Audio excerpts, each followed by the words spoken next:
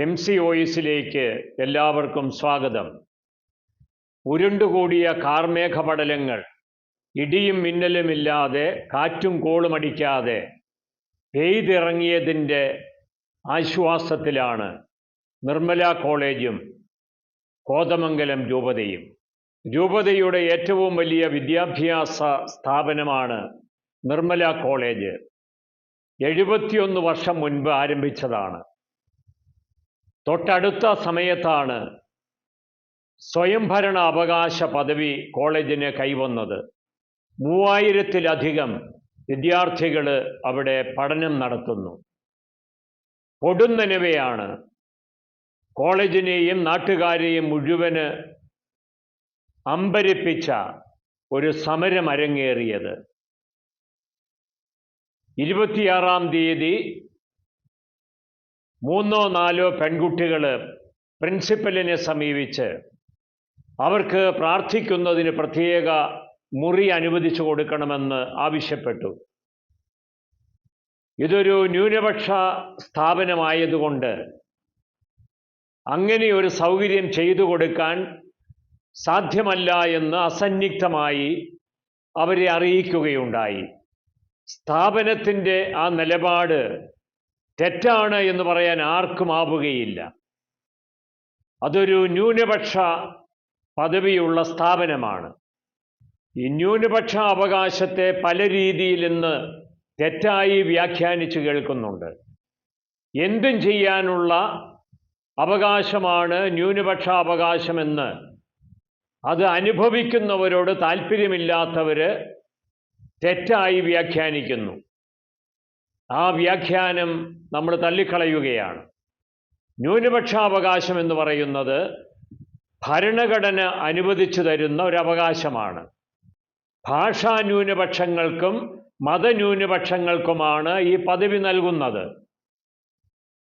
ഭരണഘടനയുടെ 30-ാം ആർട്ടിക്കിൾ അനുസരിച്ചാണ് വിദ്യാഭ്യാസ സ്ഥാപനങ്ങൾ ആരംഭിക്കുന്നതിനും നടത്തുന്നതിനും ഭരണഘടനയുടെ പരിരക്ഷ ന്യൂനപക്ഷ സമുദായങ്ങൾക്ക് ഉറപ്പാക്കിയിട്ടുള്ളത്.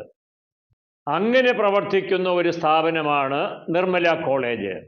ഭരണഘടനയിൽ പൊതുവായ അവകാശങ്ങൾ ഉണ്ടായിരിക്കെ എന്തിനാണ് ന്യൂനപക്ഷാവകാശങ്ങളെന്ന് ചോദിക്കുന്നവരുണ്ട്. ന്യൂനപക്ഷാവകാശം ചെറിയ സമൂഹങ്ങളെ സംരക്ഷിക്കാൻ വേണ്ടിയിട്ടാണ്.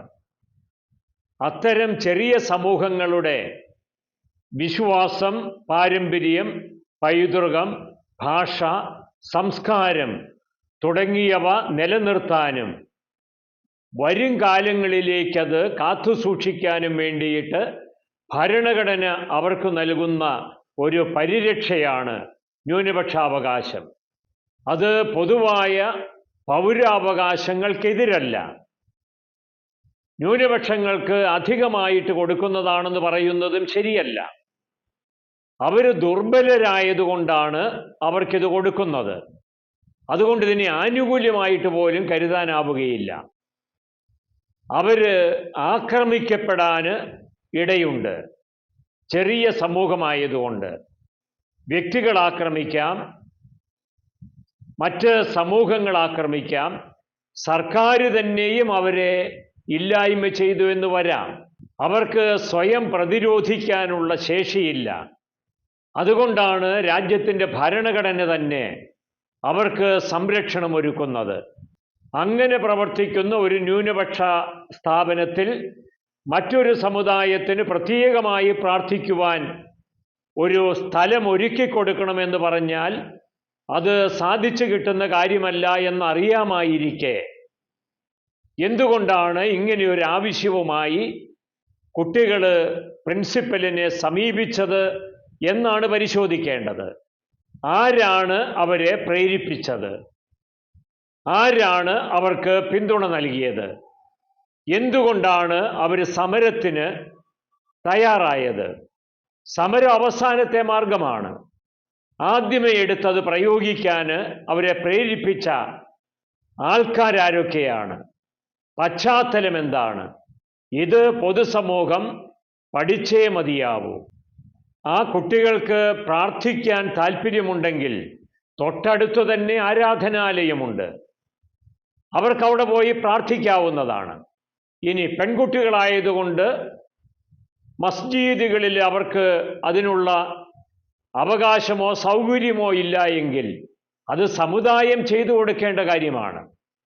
അവരാവശ്യപ്പെട്ടിട്ടും സമുദായം അതിന് തയ്യാറാകുന്നില്ലെങ്കിൽ അത്തരം സ്ഥാപനങ്ങളുടെ മുൻപിലാണ് അവസാനത്തെ ആയുധം എന്നുള്ള നിലയിൽ സമരവുമായിട്ടെത്തേണ്ടത്.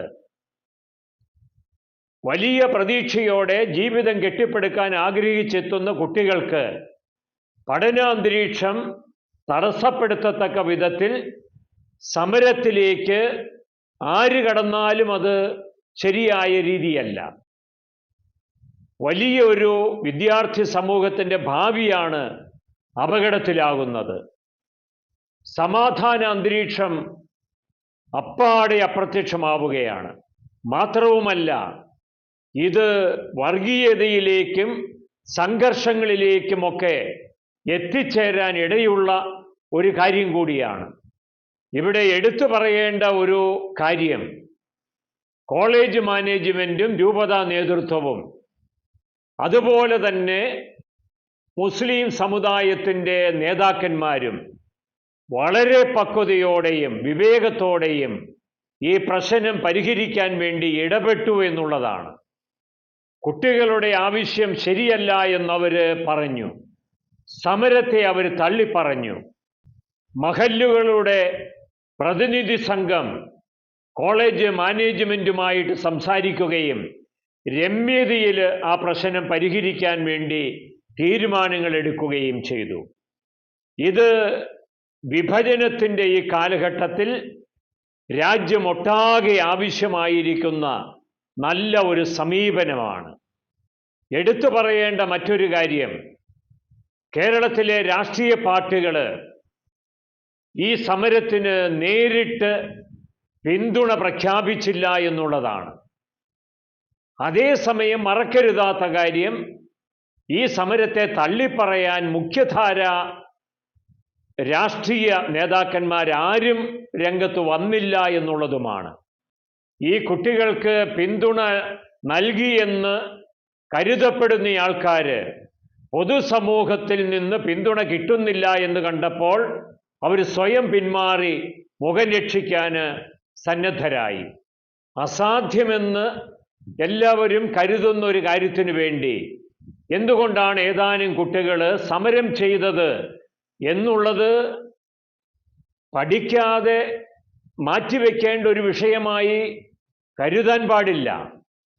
ആ സ്ഥാപനത്തെ തകർക്കുക എന്നുള്ളത് ലക്ഷ്യമായിരുന്നു. ഉയർന്ന പഠന നിലവാരവും അടിസ്ഥാന സൗകര്യങ്ങളും എല്ലാമുള്ള കോളേജാണത്. ഭരണഘടനാ മൂല്യങ്ങളും മതേതരത്വ മൂല്യങ്ങളും കൃത്യമായി പാലിച്ചു പോരുന്ന ഒരു വിദ്യാഭ്യാസ സ്ഥാപനം.